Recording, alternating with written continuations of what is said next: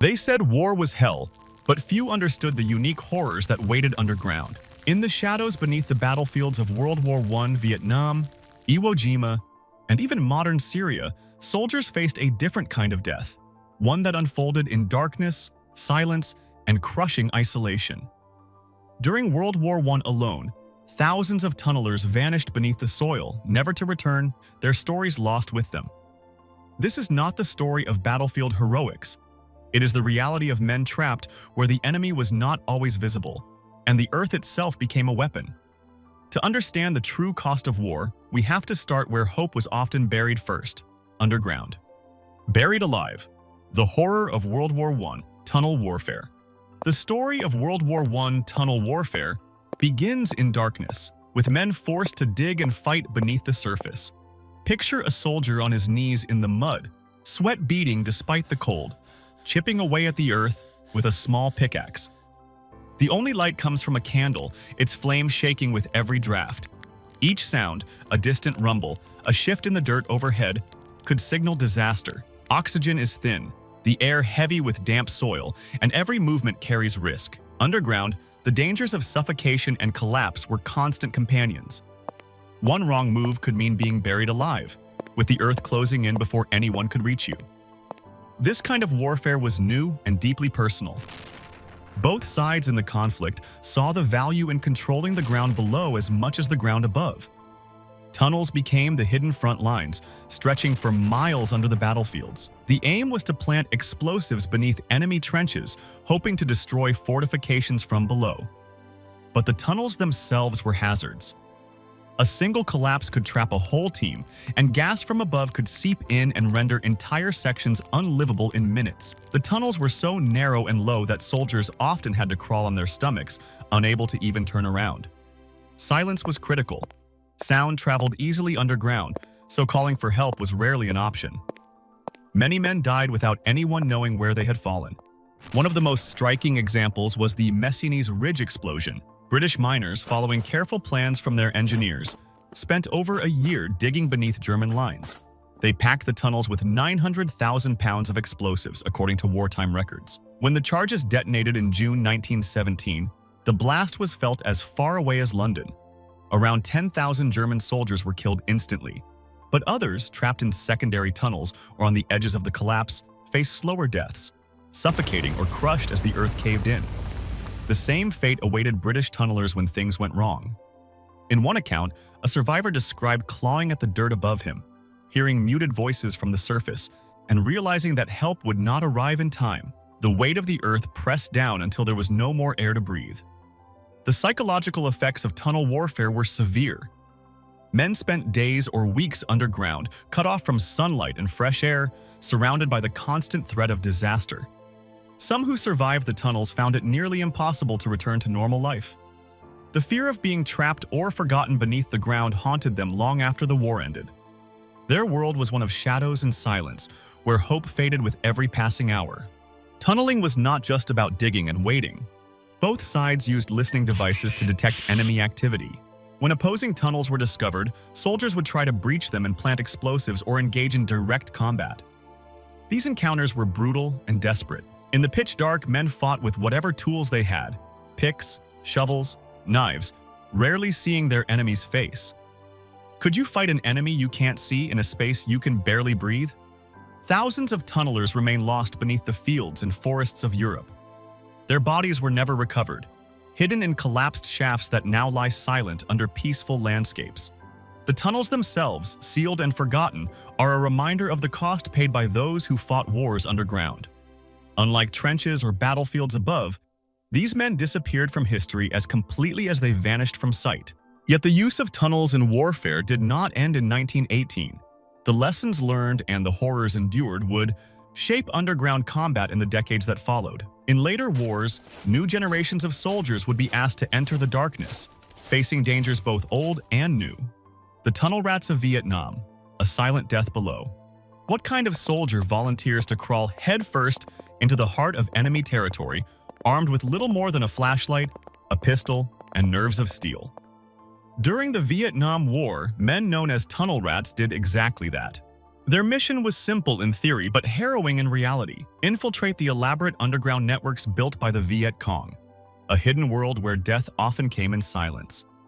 These labyrinths stretched for hundreds of miles, with living quarters, storage rooms, and escape routes. For the Americans, controlling these tunnels was critical. But for the men sent inside, it was a deadly game of cat and mouse. The Viet Cong designed their tunnels to counter a better-equipped enemy. The spaces were small, claustrophobic, and often dangerous by design. Many passages were rigged with booby traps like spikes and hidden pits. The tunnels twisted and turned, sometimes flooded without warning, and the air inside was often so thin it was hard to breathe. Most tunnel rats were chosen for their smaller size. They carried only what they needed: a .45 pistol, sometimes a knife, and a flashlight.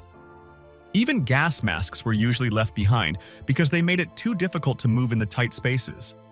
Stories from tunnel rats reveal how quickly things could go wrong. One soldier, on his first mission, reached out in the dark and touched what he thought was a wall, only to realize it was the leg of an enemy fighter waiting in silence. Others described being trapped by sudden collapses, unable to dig their way out before the air ran out. Booby traps could trigger floods or cave-ins, leaving men buried beneath the soil. For those left behind, the sound of shifting earth often marked the end of their mission and their lives. Not every mission ended with a return to the surface. Dozens of tunnel rats went missing in action, their bodies never recovered. Flooding, cave-ins, and hidden compartments meant that some were never found, their final resting place an anonymous stretch of dirt beneath the jungle. The tunnel rats operated in the shadows of the war. Rarely recognized, often overlooked, their missions were unseen, their sacrifices literally buried. The Vietnam War left its mark on all who served, but for these soldiers, the darkness of those tunnels lingered long after the fighting was over. One survivor later recalled, "Sometimes, when I close my eyes, I can still feel the weight of the earth pressing in. It's never really gone." Yet their work was essential. Without the tunnel rats, infiltrating the Viet Cong's underground networks would have been nearly impossible. Their courage brought back intelligence, disrupted enemy plans, and saved lives, at an immense personal cost. Many returned home with trauma that never fully healed, haunted by memories of those narrow, suffocating spaces. For those who never returned, their stories remain in the tunnels beneath Vietnam. These young soldiers entered darkness alone. What did they face in those final moments? Fire and fury, underground deaths in Iwo Jima and beyond.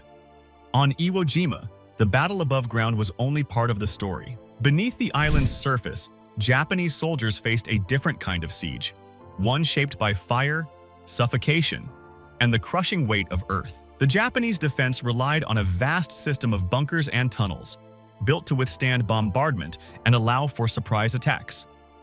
These underground networks were carefully engineered, with reinforced chambers and narrow passageways connecting living quarters, ammunition stores, and firing positions. For weeks, these tunnels let the defenders survive relentless American attacks, but the very features that offered protection soon turned into traps.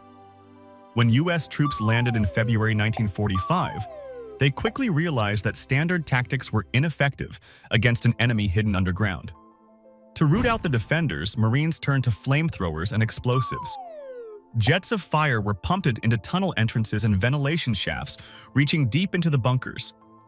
The intense heat and thick smoke made survival impossible. Inside, oxygen was consumed in moments, and the confined spaces filled with choking fumes. Those not killed instantly by fire faced asphyxiation as the air became unbreathable.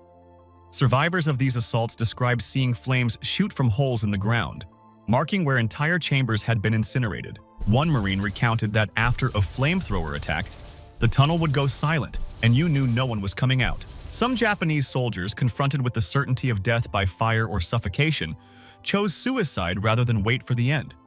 Reports from the time note that many defenders took their own lives in the darkness, the final act in a situation with no escape. The destruction did not end with fire. Bombardments and explosives left many tunnels unstable. Collapses buried soldiers alive, sealing off exits and trapping men in the darkness. In these cases, suffocation was not immediate.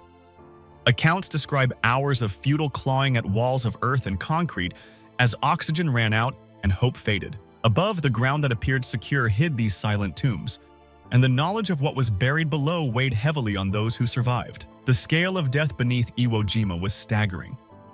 The efficiency of flamethrowers in confined spaces meant that a single attack could clear an entire bunker. Afterward, Marines entering these spaces found blackened walls and bodies rendered unrecognizable by the heat. The psychological effects on both sides were profound. For the defenders, the sound of a flamethrower or the thunder of a collapsing tunnel signaled an end with no dignity or rescue. For the attackers, the knowledge that every advance meant another sealed grave added a grim layer to victory. The tactics used on Iwo Jima shaped how militaries approached underground combat in later conflicts. Explosives and fire became standard for clearing fortified tunnels and bunkers. As technology advanced, new weapons were developed to make these methods even more effective. Thermobaric explosives, for example, are designed to consume all oxygen in a confined space, causing death by suffocation and blast. These weapons can clear entire networks in seconds, leaving no chance for survival. But how did modern warfare take this horror even further underground? Underground warfare strips away the image of valor that often surrounds combat. Beneath the surface, war becomes raw, about suffocation, isolation, and death out of sight, without honor or rescue. These grim stories remind us that the cost of war extends far beyond casualties on a battlefield. The psychological scars linger, etched as deeply into the survivors as the earth they fought below. The fear of being trapped alive is not limited to soldiers. The tragedy of Floyd Collins, a civilian lost in a Kentucky cave, shows how this terror reaches beyond war. Above ground or below, the terror of being trapped alive is war's most unyielding legacy. If you found this unflinching look valuable, consider subscribing for more deep dives into history's hidden tragedies.